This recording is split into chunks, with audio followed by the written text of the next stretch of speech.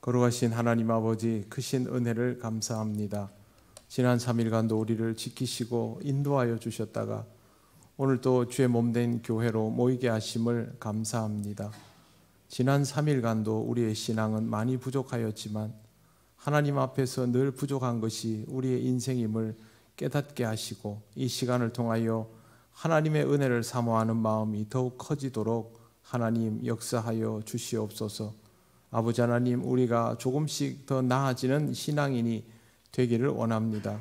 이 시간도 하나님 앞에 나와싸우니 하나님 주시는 말씀을 통하여 우리의 신앙이 더 자랄 수 있도록 하나님께서 채워 주시옵소서.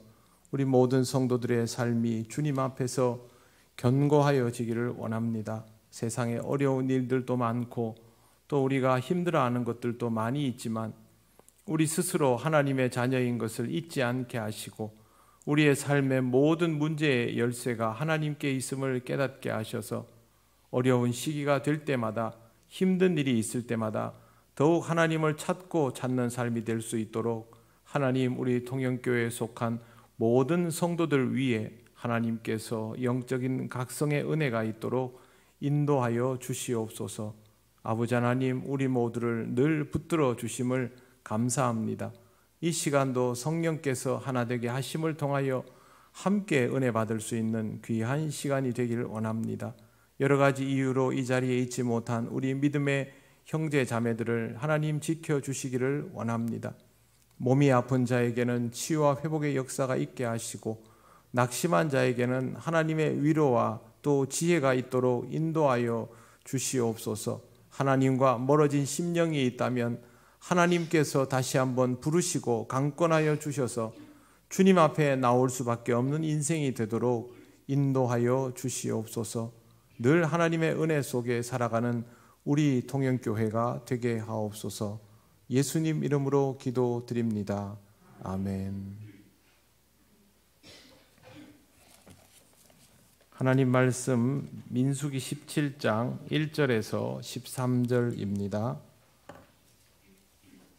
구약 성경 224쪽입니다.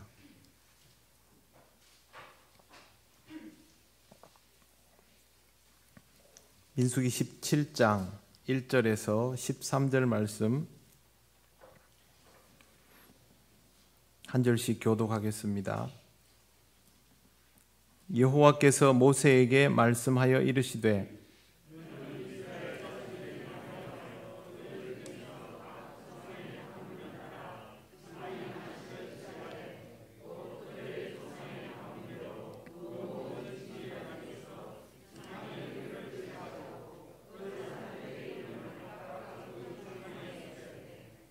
레위의 지팡이에는 아론의 이름을 쓰라. 이는 그들의 조상의 가문에 각 수령이 지팡이 하나씩 있어야 할 것임이니라.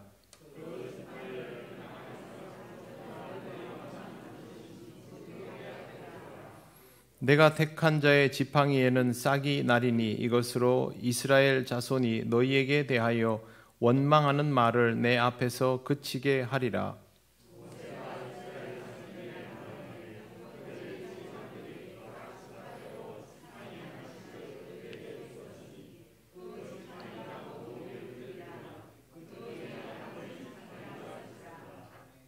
모세가 그 지팡이들을 증거의 장막 안 여호와 앞에 두었더라.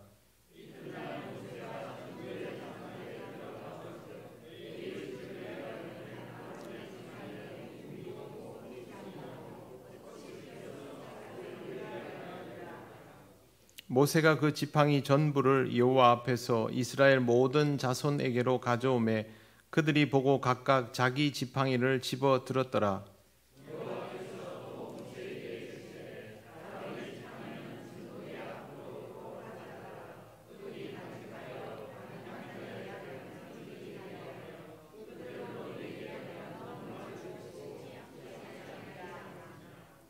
모세가 곧 그같이 하되 여호와께서 자기에게 명령하신 대로 하였더라.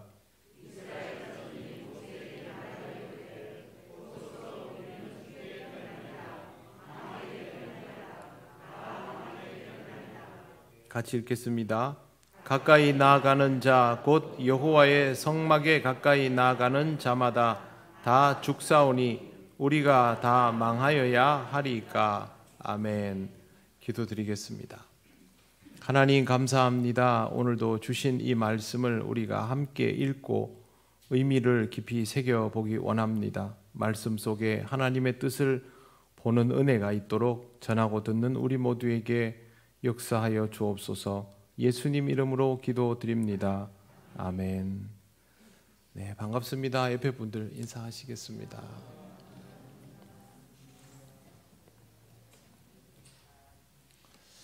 네, 오늘 말씀 17장은 우리가 읽고 있는 개역개정과 공동번역이 장에 대한 구별이 좀 다릅니다. 혹시 개역개정과 공동번역을 같이 놓고 보시는 분들은 좀 헷갈릴 수가 있습니다. 공동번역에는 250명이 불에 타 죽는 것으로 16장이 마무리되고 17장이 더 빨리 시작이 됩니다. 지난번에 14,700명이 죽는 장면이 17장이 되는 것이고, 그 다음에 오늘 우리가 읽은 개역개정판은 이 14,700명이 죽고 나서 아론의 지팡이에 관한 내용으로 시작이 됩니다. 그래서 개역개정판의 민수기 17장 1절이 공동번역에서는 민수기 17장 16절이 됩니다. 혹시 대조를 하여서 보신다면 이 부분을 염두에 두고 보시기를 바랍니다. 민수기 말씀에서 사건이 전환될 때에 나오는 문구가 있다라고 전번에 말씀을 드렸습니다. 그거는 하나님께서 모세에게 말씀하여 가라사대 이런 방식의 표현. 하나님께서 모세에게 새로운 말씀을 주시면 사건이 완전히 전환이 된다라는 것을 알려드렸는데, 오늘 말씀 1절에도 여호와께서 모세에게 말씀하여 이르시되라고 시작하고 있습니다. 모세는 항상 이렇게 하나님께서 말씀하시면 그때부터 움직이는 사람이었습니다. 한 번도 모세가 독단적으로 움직인 적이 없다가 딱 한 번 그렇게 해서 그것이 모세에게 돌이킬 수 없는 과오가 되는 것을 우리는 잘 알고 있습니다. 말씀을 따라 움직인다라는 것은 그만큼 중요한 것이죠. 하나님께서 모세를 통하여 내려준 지시사항은 각 조상의 가문에 따라서 지팡이를 하나씩 취하게 하는 것이었습니다. 조상의 가문대로 모든 지휘관에서 지팡이 12개를 취하고 라고 하는데, 이 지팡이라는 단어와 지파라는 단어가 사실상 같은 의미를 가지고 있습니다. 지팡이라는 단어는 마토트라고 하는데요, 뻗다, 내뻗다 이런 의미를 가지고 있는데 지파라는 의미로도 해석될 수 있습니다. 모세오경에서 이 단어가 사용될 때에는 모세가 하나님의 명에 의해서 기적을 행할 때 지팡이를 사용할 때 있지 않습니까? 그때만 지팡이라는 의미로 쓰였고 그 외에는 전부 지파라는 의미로 쓰여지고 있다라는 것도 알아두면 좋겠습니다. 오늘 본문에서는 이 지팡이와 지파라는 단어가 두 개가 중첩돼서 쓰여진다라고 볼 수 있습니다. 그러면 여기에서 이스라엘 12지파의 족장들에게서 지팡이를 취하라라고 하는 말은 12지파가 하나님이 취하고 싶으면 취할 수 있는 것이다 라는 뜻이 됩니다. 그러니까 하나님께서 각 지파의 두령들의 지팡이를 가져와 라고 할 수 있는 것처럼 12지파를 너희들 다 내 거야 라고 할 수 있다라는 뜻이죠. 그걸 알려주기 위해서 일부러 하나님께서 의도적으로 이러한 행위들을 하도록 하시는 것입니다. 바로 얼마 전에 이스라엘은 집단적으로 하나님께 반항을 했고 많은 사람이 죽었습니다. 하나님께서 그들이 택한 백성으로서 하나님의 백성으로서의 정체성 자체에 문제가 있다라는 것을 아시고 그들에게 너희가 어디 소속인지를 분명하게 알려주마라고 사실상 선언하는 방법으로 지팡이를 가져오게 하신 것입니다. 민수기는 특히나 더 그렇고 좀 더 깊이 들여다보면 다른 부분도 마찬가지인데요. 하나님은 백성을 훈련시킬 때 자신의 의지를 아주 분명하게 드러내십니다. 그렇기 때문에 우리가 여기서 보면 하나님께서 어떤 의도를 가지고 있는지를 이렇게 읽어낼 수 있고 읽어내야만 거기에 맞출 수가 있는 것이죠. 하나님의 택한 백성이, 하나님의 자녀가 자신의 본분을 망각하고 정체성의 혼란을 경험하거나 그것을 부정하려 한다면 그럴수록 하나님은 오히려 그를 불러내시고 네가 누구인지를 알려주마라는 방식으로 깨닫도록 만드십니다. 하나님께서 우리를 택하셨고 우리를 불러서 자녀 삼으시고 쓰겠다고 마음 먹으셨는데 우리가 그것을 부정하거나 애써 외면하려 하거나 아직도 혼란스러워하고 있다면 하나님은 똑같은 방식으로 우리를 불러내서 우리로 하여금 하나님의 붙잡힌 바 된 인생이라는 것을 확인시켜 주신다라는 것이죠. 그러면 우리는 다른 사람들에게는 일어나지 않는 일들이 왜 나에게는 일어날까? 왜 하나님은 나를 자꾸 강제적으로 붙들어 매시는 것일까라고 생각하게 되겠지만 그건 하나님께서 우리가 정체성의 혼란을 겪으니까 그러지 말라는 식으로 확인시켜주는 경우일 수 있습니다. 시간 오래 끌 필요 없죠. 그럴 때는 하나님 앞에 빨리 두 손을 드는 것이 제일 현명한 방법입니다. 결국 하나님의 부르심에 인생은 자기 자신을 드러내어 보일 수밖에 없습니다. 신앙이 흔들린다면 또 교회에 나가는 것에 대해서 염증을 느끼고 있다면 신앙적인 권태기를 경험하고 있다면 하나님께서 나를 이렇게 부르고 있다라는 사실이 확인될 것입니다. 한번 여러분 보시면 금방 알 수가 있습니다. 하나님은 저와 여러분의 신앙이 나빠지도록 방치하고 내버려 두시지 않습니다. 우리에게 훈련이 필요하다면 하나님은 우리를 불러내시는 분입니다. 그 부르심에 응하는 것이 우리의 자세여야 합니다. 내가 하나님께서 나를 부르시는구나 라고 받아들이고 주저하지 말고 하나님 앞으로 더 나아가시기를 바랍니다. 하나님이 여러분에게 예배하라고 말씀하시면, 말씀 들으라고 하시면, 기도해야 한다라고 말씀하시면 그냥 받아들이시면 됩니다. 그걸 내 나름의 방식으로 아무리 피해 보려고 해도 그건 되지 않습니다. 목회자들이 목회를 하게 되는 과정들이 대부분 거의 똑같지 않습니까? 하나님께서 시키면 하게 되는 것이지 본인이 원해서 하는 경우는 사실상 존재하지 않습니다.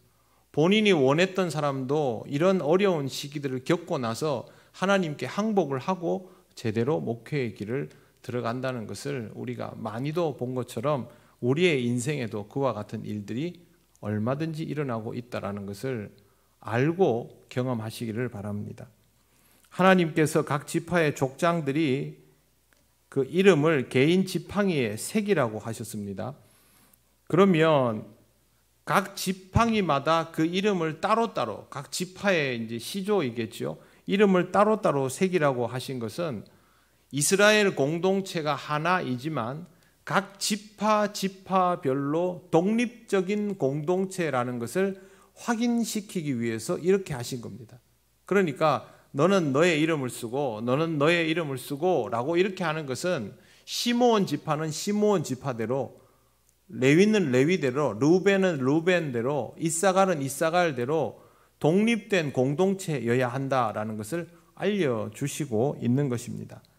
왜 이렇게 하느냐 하면 이런 정체성에 자각이 있지 않으면 분명히 이 12지파 중에서 제대로 제 역할을 하지 못하는 지파들이 발생하게 됩니다.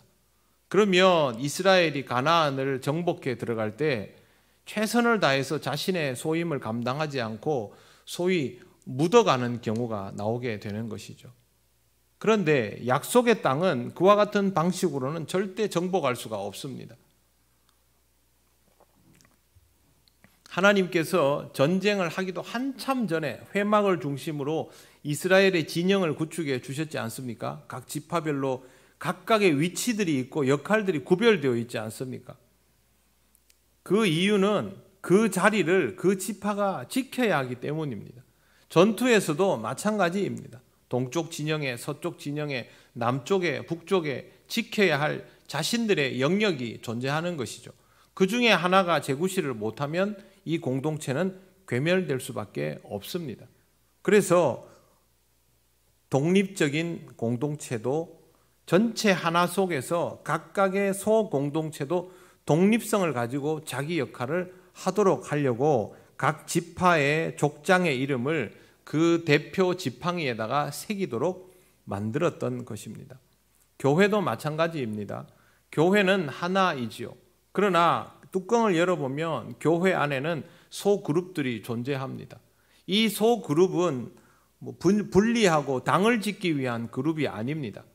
사역을 더 잘 감당할 수 있도록 하기 위해서 혼연일체가 되는데 조화를 이루게 하기 위해서 다양성들에 맞추어서 만들어진 교회 안에 작은 그룹들이 있지요. 이 그룹들이 각각의 독립적으로 자기 역할들을 감당해 주어야만 교회가 제 역할을 하는 겁니다. 그게 아니고 누군가는 혼신의 힘을 다해서 일하는데 누군가는 묻어가려고 한다면 이 교회는 누군가가 아무리 열심히 일을 해도 제대로 돌아가지 않습니다. 실제로 여러분 교회가 크면 위력도 커진다고 생각하지 않습니까? 꼭 그런 거 아닙니다. 교회가 커도 위력이 없는 교회가 있고요. 교회가 작아도 위력적인 교회가 있습니다. 저는 이 두 개의 경우를 다 경험해 보았는데 특징은 다른 데 있지 않습니다. 교회가 커도 위력이 약한 교회는 묻어가는 교인들이 많습니다. 그렇기 때문에 교회가 아무리 커도 실제로 그 교회를 위해서 내가 교회다라고 생각하는 사람의 숫자는 별로 안 많은 겁니다. 반대로 교회 교인 숫자가 별로 많지 않은데도 위력적인 교회들이 있습니다. 그 교회는 묻어가는 사람이 없습니다. 다 자기가 자기의 역할을 하나씩 감당하기 때문에 교인 수가 많지 않음에도 불구하고 자기가 가지고 있는 그 교회보다 몇 배나 되는 교회들의 일도 감당을 해냅니다. 그게 위력적인 것이죠. 그럴 때에 그 교회가 하나가 딱 되어 있는 것을 볼 수 있습니다. 여러분 묻어가서는 절대 신앙생활을 제대로 할 수가 없습니다. 제가 누차 말씀을 드리지 않습니까? 우리는 교회를 다니는 사람이 아니라 교회인 사람들입니다. 물론 사람에 따라 감당할 수 있는 역량이 이만큼인 사람도 있고 요만큼인 사람도 있겠지만 그건 하나님께서 우리에게 주신 달란트에 따라서 결정되는 것이니까 우리 중에 누가 큰 일을 하고 누가 작은 역할을 하는가는 사실은 그리 중요하지 않습니다. 하나님이 나에게 맡겨주신 소임을 감당할 수만 있으면 되는 것이죠. 정말로 중요한 것은 우리 모두가 하나님 안에서 각각 독립적인 개체로 자신의 신앙생활을 지키고 자기 역할을 감당하는가 하는 겁니다. 그래서 예전에 여러분들에게 내가 이 통영교회에서 나만이 할 수 있는 무언가가 꼭 하나씩은 있는 게 좋다라고 가르쳐 드린 적이 있습니다. 여러분 이 교회에서 내가 꼭 필요한 사람이어야 됩니다. 어떤 방식으로든지 교인들에게 기쁨을 주든지 재미를 주든지 즐거움을 주든지 스트레스를 해소시켜 주든지 힘을 써주든지 머리를 쓰든지 뭘 하든지 그리고 기도의 동력자로서 무슨 역할이든 내 역할이 이 교회에서는 있어야 됩니다. 그게 없으면 묻어가게 되는 것이죠. 그리고 그렇게 가면 내가 가는 게 아닙니다. 지금 하나님께서 이스라엘에게 얘기해 주시는 게 그겁니다. 어떤 지파도 독립적으로 움직이고 그것이 조화를 이루어 하나의 이스라엘을 이루어야 한다라는 아주 중요한 가르침을 일부러 이렇게 주고 있는 것입니다. 3절 보십시오. 레위의 지팡이에는 아론의 이름을 쓰라. 이는 그들의 조상의 가문에 각 수령이 지팡이 하나씩 있어야 할 것임이니라. 먼저 이스라엘 12지파에 레위는 포함이 되지 않습니다. 왜 그러냐 하면 레위 대신 요셉의 아들 에브라임과 므낫세를 둘로 나뉘어서 12지파로 만들었기 때문에 12지파라고 부르면 레위는 뺍니다. 그래도 레위는 독립된 지파이죠. 그러면 다른 지파의 지팡이의 이름을 쓰라고 했으면 그 지팡이에 쓰여질 이름은 루벤, 시몬, 레위, 유다, 이사갈, 스불론, 단, 납달리, 아셀 이런 이름이 쓰여지는데 레위는 레위라고 써야 되지 않습니까?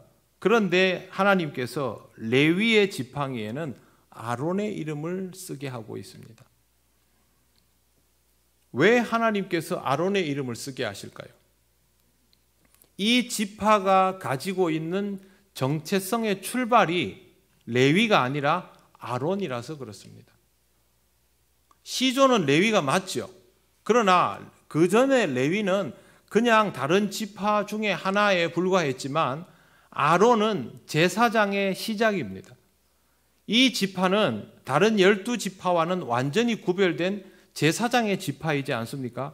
그게 아론에서부터 시작이 되었기 때문에 하나님께서 레위라고 쓰지 말고 아론이라고 이름을 쓰라고 가르쳐 주신 것입니다. 하나님이 이렇게 하시는 데는 의도가 분명합니다. 아론의 대제사장의 직분을 하나님께서 인정하신다라는 걸 이스라엘 사람들에게 주지시키고 있는 겁니다. 사실 고라나 다른 이스라엘 사람들이 이 아론을 받아들이기가 참 어려웠을 수 있습니다. 왜 그러냐 하면 자기들과 똑같은 사람 아닙니까? 처음부터 후대의 사람들은 레위 지파는 제사장의 혈통이구나 그렇게 받아들이면 당연한 게 되겠지만 초기 이스라엘 사람들은 아니죠. 그냥 우리랑 같이 있던 사람들 중에 어느 날 하나님이 갑자기 딱 집어가지고 너는 제사장 이렇게 한 거 아닙니까? 못 받아들이죠.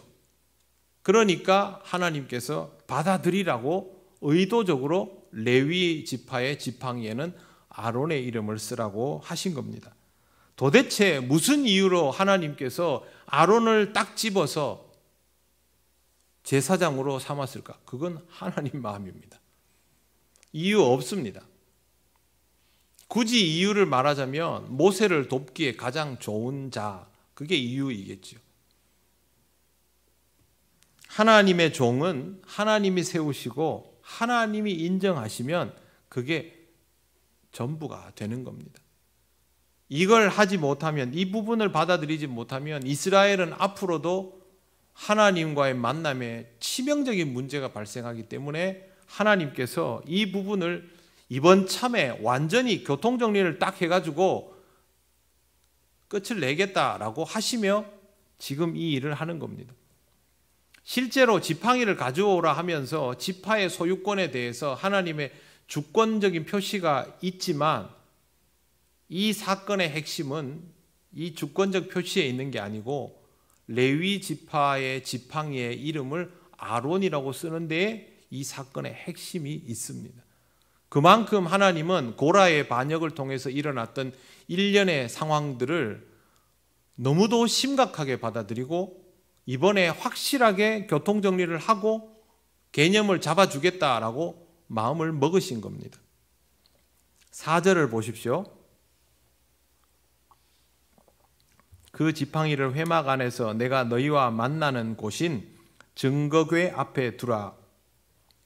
12지파 족장의 이름에 새겨진 지팡이들을 놓을 장소는 증거궤 앞입니다. 증거궤 그러면 언약궤 그렇게 이해하시면 되죠. 언약궤는 상자입니다만 중요한 건 그 안에 십계명이 들어있다는 것입니다. 증거궤가 히브리어로 하예두트입니다. 그리고 그 안에 있는 돌판이 예두트입니다. 같은 의미로 되어 있죠. 증거라는 단어가 여기에 함께 들어가 있는 겁니다. 그래서 이 증거라는 말은 언약의 증거라는 뜻입니다. 결국 이스라엘 사람들에게 돌판은 지켜야 될 명령이 들어있는 십계명이 아니라 우리는 십계명에 더 무게를 두지 않습니까? 그러나 이스라엘 사람들은 이게 뭐냐면 언약의 증표입니다. 그러니까 계약서죠, 쉽게 얘기해서. 그래서 여기에다가 대놓고 약속을 하고 이걸로 증거를 삼고 전부 그렇게 하는 겁니다. 일부러 여기다 둔다라는 말은 이게 증거다라고 말씀하신 것입니다. 하나님은 의도적으로 이렇게 놓아두면서 시각적으로 교육을 시키고 있습니다. 그 다음에 아론의 지팡이는 나중에 이적에 지금까지 사용되었고요. 또 이적으로 쓰여질 지팡이입니다. 이스라엘 백성 입장에서 한번 보겠습니다. 그들의 마음에 어떤 생각이 들까요? 하나님께서 집요하신 만큼 아론에 대하여 이렇게 감싸고 아론의 직분에 대해서 너무 우리에게 이렇게 못을 박으시는 게 아닌가라는 생각이 들지 않겠습니까? 당연히 들지요. 아론이 뛰어난 사람도 아니지 않습니까? 사람은 다 뚜껑 열고 나면 똑같습니다. 그런데 왜 하나님이 그렇게 하실까? 하나님이 왜 두말 않고 받아들이라고만 하실까? 하나님이 너무 아론만 챙기시는 거 아닌가? 이스라엘 사람들은 이런 생각을 하는 것이 오히려 더 자연스러울 겁니다. 그러면 하나님은 왜 이렇게 하실까요? 제가 질문을 드리겠습니다. 하나님이 아론을 위하여 이렇게 하실까요? 이스라엘 백성을 위하여 이렇게 하실까요? 네, 그러면 여러분은 이해를 하신 겁니다. 하나님이 아론을 위해서 이렇게 하시는 거 아닙니다. 하나님께서 아론을 쓰려고 이렇게 하시는 것이죠. 그런데 하나님이 아론을 왜 쓰십니까? 이스라엘 백성을 위해서 아론을 쓰시는 겁니다. 아론은 도구이죠. 이스라엘 백성은 그 도구를 사용해서 이루어야 할 결과물입니다. 그렇기 때문에 하나님이 아론을 챙기고 제사장의 직분에 대해서 못을 받고 하는 이유는 이스라엘 백성이 하나님과 끊어지는 것을 막기 위해서 그렇게 하는 겁니다. 끈을 이렇게 부여잡고 있으면 아론이 끈이라는 말입니다. 그러면 이 끈이 더 중요합니까? 아니지 않습니까? 이 부분을 절대 오해하시면 안 됩니다. 하나님의 종은 쓰이기 위해서 필요한 존재이고요. 하나님의 자녀는 있어야 하는 존재입니다. 종은 종입니다. 다만 하나님께서 쓰시고 버리시고 하는 거니까 하나님 마음이라서 마음대로 하지 못한다라고 하는 것뿐이지, 중요함에 있어서는 아론이 중요하고 제사장이 중요하고 주의 종이 중요한 그게 아닙니다. 하나님의 자녀가, 하나님의 백성이 더 중요한 것이죠.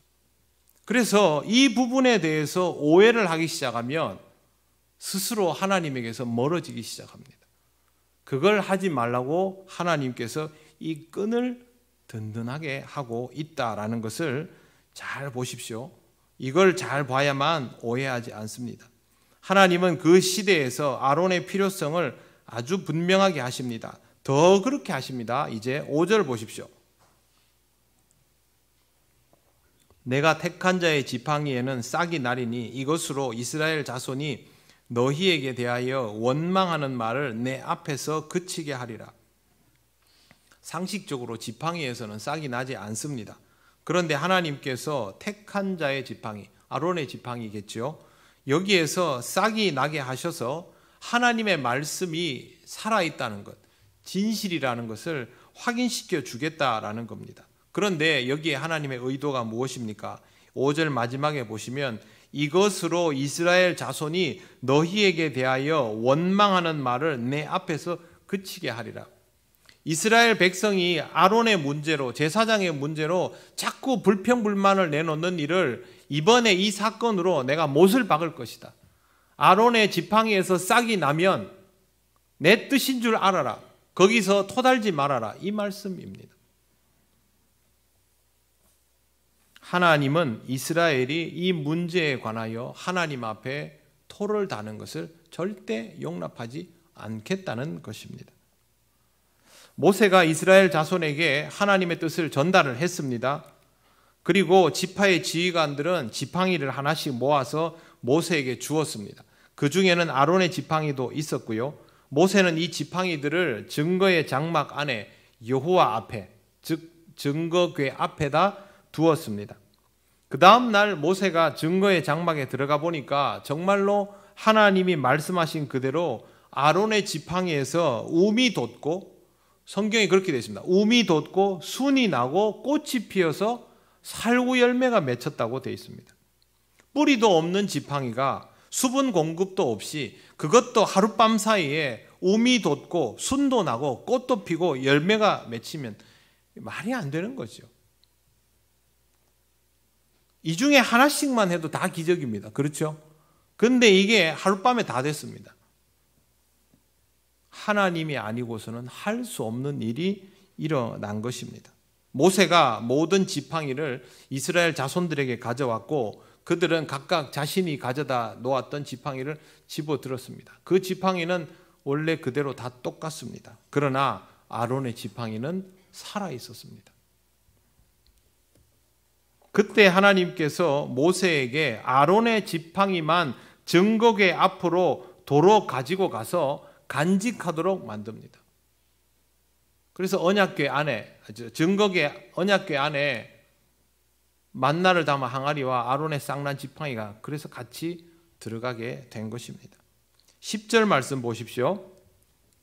10절 우리 같이 한번 읽어보겠습니다. 시작. 여호와께서 또 모세에게 이르시되 아론의 지팡이는 증거궤 앞으로 도로 가져다가 거기 간직하여 반역한 자에 대한 표징이 되게 하여 그들로 내게 대한 원망을 그치고 죽지 않게 할지니라. 아멘. 자, 여기 말씀 중간에 보시면요, 이렇게 하시는 이유가 반역한 자에 대한 표징이 되게 하게 한다고 그렇게 돼 있죠. 하나님께서 이에 대해서 반역자라는 표현을 사용하십니다. 그런데 10절 마지막에 보시면요, 내게 대한 원망을 그치고 그 다음에 뭐라고 되어 있습니까? 죽지 않게 할지니라. 하나님의 목적이 무엇입니까? 죽이는 것입니까? 살리는 것입니까? 살리려고요. 하나님의 뜻을 곡해하지 않도록 해서 죽지 않도록 하려고.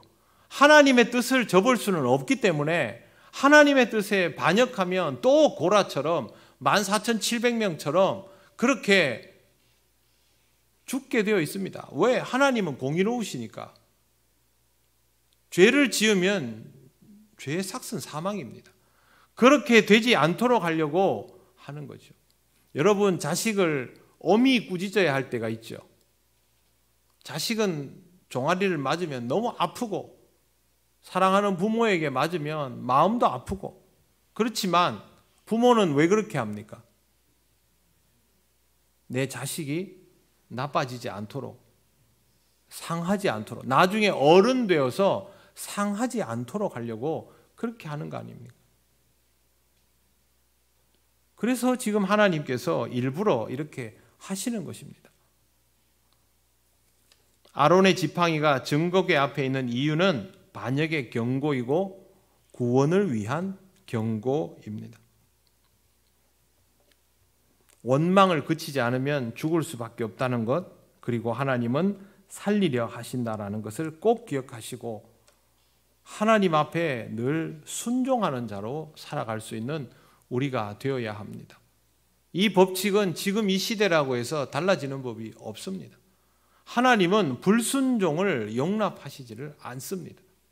아무리 하나님이 사랑이시고 우리를 위하여 기다리시고 그래도 불순종은 용납되지 않습니다. 그러므로 이러한 상황이 되었을 때, 시험에 들 때, 실족하게 되었을 때 항상 하나님 앞에서 내가 순종하는 자인가를 먼저 생각하시기를 바랍니다. 자, 이제 하나님께서 이렇게 말씀을 하시니까 저와 여러분은 10절 마지막을 보면서 죽지 않게 할지니라를 보셨지 않습니까? 그런데 12절을 보십시오. 백성의 반응. 이스라엘 자손이 모세에게 말하여 이르되 보소서 우리는 죽게 되었나이다. 망하게 되었나이다. 다 망하게 되었나이다. 3번이나 말하죠. 이스라엘 백성이 우리는 죽었구나라고 반응하는 이유는 자신들이 부정하고 위협하고 죽이려고 했던 아론을 하나님께서 공식적으로 인정하고 못을 박아 버렸기 때문입니다. 지금까지 저질러 온 일들이 너무 많으니까 이제 우리는 죽었구나 이렇게 반응하는 겁니다. 하나님의 뜻을 아직도 이해하지 못하니까 이런 반응을 할 수밖에 없습니다. 그런데 여러분, 지금 이 사람들 살아있지 않습니까? 죽을 뻔한 거를 2번이나 기회를 줘서 하나님께서 살려두셨지 않습니까? 그리고 지금도 살리시려고 이렇게 하시는 거 아닙니까? 그런데 이 사람들은 그게 안 보입니다. 자기 입장에서만 생각하기 때문이죠. 하나님은 살리려고 3번째 기회를 주고 있는데 자기들은 반대로 죽었구나라는 말만 반복하는 것입니다. 하나님이 무섭다고 해서 그렇게 반복해봐야 달라지는 거 없습니다. 처음에 제가 말씀드렸죠. 하나님께서 무언가를 하시면 그 속에 하나님의 의도가 무엇인지를 빨리 잡아내야 됩니다. 하나님이 나를 칭찬하시거나 꾸짖으시거나 벌 주시거나 보호하시면 하나님의 의도가 무엇인지를 알아야지, 하나님은 내 편이구나, 하나님 내 편 아니네, 하나님 저 사람 편이네, 이러면 안 된다는 것이죠. 항상 하나님이 왜 이렇게 하시는가, 그걸 알아차릴 때에 지금 여기에 있는 이 사람들처럼 우리는 죽게 되었나이다, 망하게 되었나이다, 이런 말을 안 합니다. 하나님이 내가 예수를 열심히 믿고 기도도 열심히 하는데, 교회에 나름대로 열심히 하는데, 그럼 내가 잘되게 해줘야지, 하나님이 왜 나한테 이렇게 어렵고 힘든 인생을 주시나, 우리 그러지 않습니까? 그게 아니고 하나님이 왜 나에게 이렇게 하시나, 내가 해야 될 일이 무엇인가, 그걸 생각해야 한다는 거죠. 그래야 신앙이 한 단계 더 성장할 수 있습니다. 죄를 짓지 않기 위해서 우리는 더 정신을 차려야 됩니다. 13절을 보십시오. 가까이 나아가는 자 곧 여호와의 성막에 가까이 나아가는 자마다 다 죽사오니 우리가 다 망하여야 하리이까. 진짜 웃기는 소리죠. 여호와의 성막에 가까이 나가는 자는 다 죽었단 말은 무슨 뜻입니까? 여호와의 성막에 제사 지내러 나갔습니까? 아니지요. 제사장의 자리를 빼앗기 위해서 나간 거 아닙니까? 그러니 죽었지요. 성막에 가까이 나간다고 죽는 거 아니지요. 성막에 가까이 나가고 하나님을 찾고 부르짖어야 하나님을 만나고 하나님의 뜻을 알아야 하나님의 구원을 경험하게 되지요. 이 일로 인해서 하나님과 더 멀어지려고 생각을 하면 그거는 거꾸로 가는 겁니다.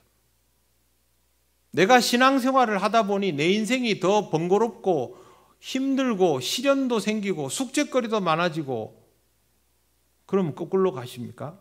그러면 안 되죠. 그럴수록 하나님께 더 가까이 더 열심히 기도하고 말씀을 통해서 답을 얻고 그렇게 나아가도록 하나님께서 요청하는 것입니다. 이런 식으로 끝을 내면 이제 이 사람들은 성막 근처에도 못 갑니다. 무서워서 교회 다니겠습니까? 교회 다니면 안 좋은 일 생긴다는데 그거 아닙니다. 그럴수록 하나님 앞에 더 가까이 나아가야 됩니다. 하나님은 우리를 향한 사랑의 마음과 선한 의도를 가지신 분입니다. 아직 우리가 그것을 헤아릴 정도로 성숙하지 못했기 때문에 오해하는 것이죠. 하나님 앞으로 더 가까이 나아가시기를 바랍니다. 하나님의 의도를 더 알아가시기를 바랍니다. 잘 모르면 하나님께 가르쳐 달라고 기도하십시오. 말씀을 통해서 깨닫게 해달라고 기도하십시오. 그리고 말씀을 계속 읽어 보십시오. 알게 됩니다. 모르면 그렇게 찾아 들어가야죠. 내 인생이 달렸는데, 내 목숨이 달렸는데, 내 미래가 달렸는데, 우리의 모든 것들이 다 말씀에 답이 있는데 왜 그렇게 하지 않고 자꾸 한 발 물러서 가지고 교회를 다니는 것도 아니고 안 다니는 것도 아니고 신앙생활을 하는 것도 아니고 안 하는 것도 아니고 어정쩡하게 있으면 평생 이런 말만 하다가 생을 마감합니다. 우리 중 누구도 그렇게 되기를 하나님은 원치 않습니다.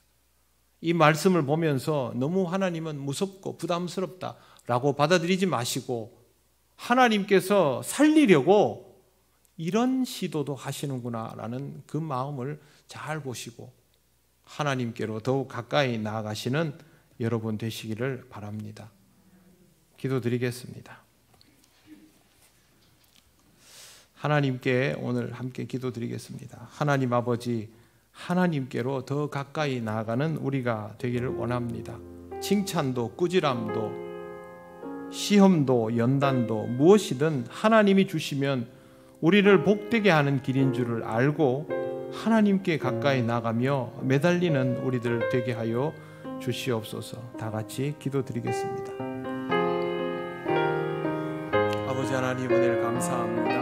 하나님의 은혜를 따라 나아가는 우리가 되기를 원합니다. 우리의 어리석음 때문에 하나님의 역사하심과 하나님의 은혜 주심을 깨닫지 못하고 불순종함으로 과오를 범할 때가 너무도 많았지만, 그러나 하나님 아버지, 하나님께 가까이 나아가며 욕을 먹더라도 하나님께 매달릴 수 있는 우리가 되기를 원합니다. 하나님의 은혜 속에 살아가게 하시고 하나님이 주시는 말씀이 우리 인생의 답인 것을 잊지 않도록 인도하여 주시옵소서.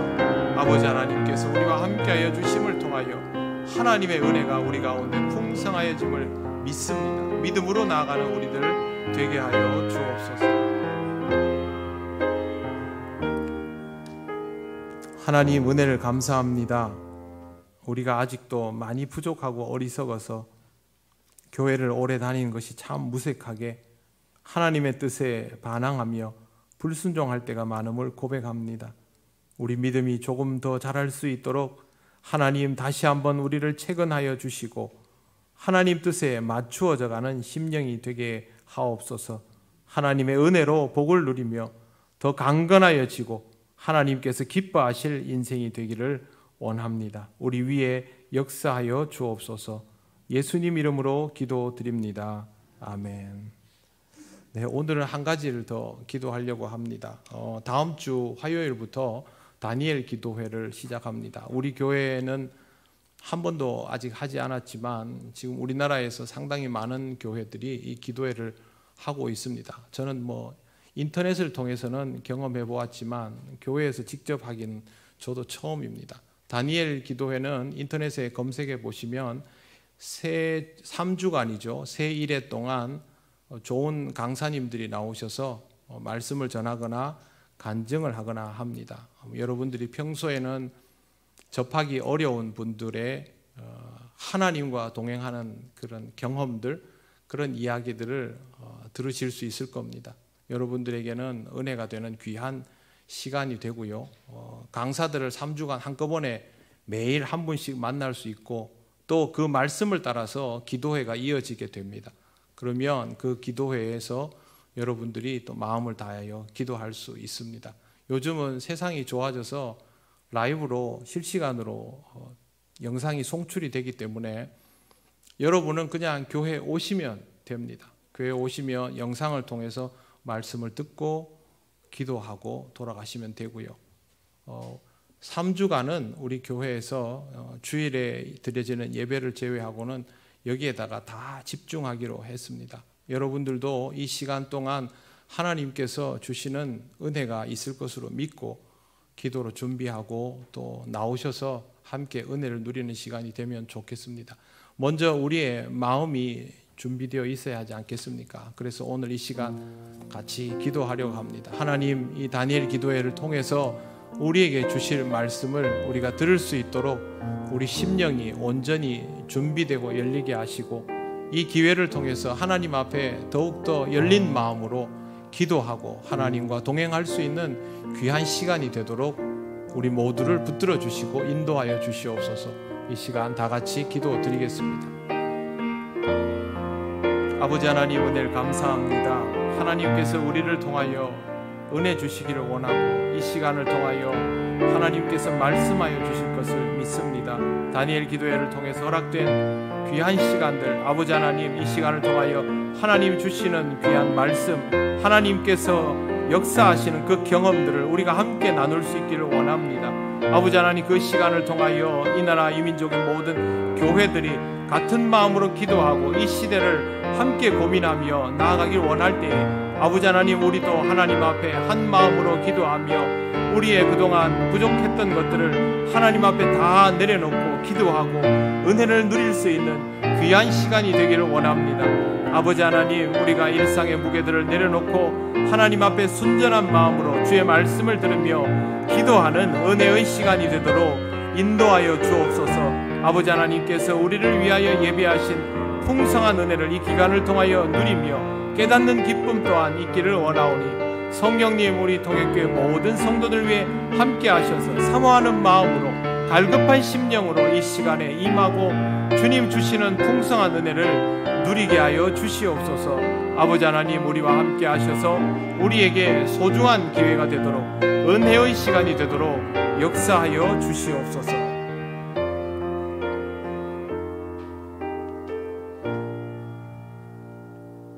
하나님 감사합니다. 하나님께서 주시는 것을 기대하는 마음으로 임하며 하나님 주시는 은혜를 함께 누려갈 수 있기를 원합니다. 아버지 하나님, 하나님께 쓰시는 종들을 통하여 하나님이 하시는 일들을 우리도 경험하고 만나게 하여 주옵소서.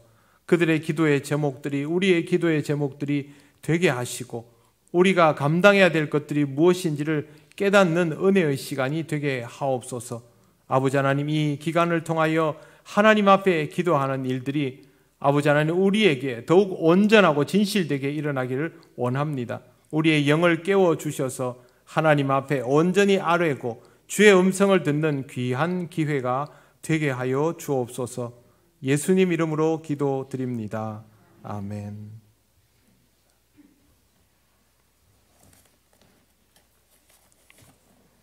교회 소식 전하겠습니다. 당회가 이번 주일 2부 예배 후에 당회실에서 있습니다. 10월 27일에 일남성교회 단합대회 있습니다. 다비다 여전도회 단합대회는 29일 토요일 오전 10시 교회에서 출발합니다. 진주 명성교회 원로 목사 추대 및 직분자 임명 예식이 29일 토요일 오전 10시 30분 진주 명성교회에서 있습니다. 다니엘 기도회가 다음 주 화요일부터 1일부터 21일 셋째 주 월요일까지 본당에서 온라인 실황으로 진행됩니다.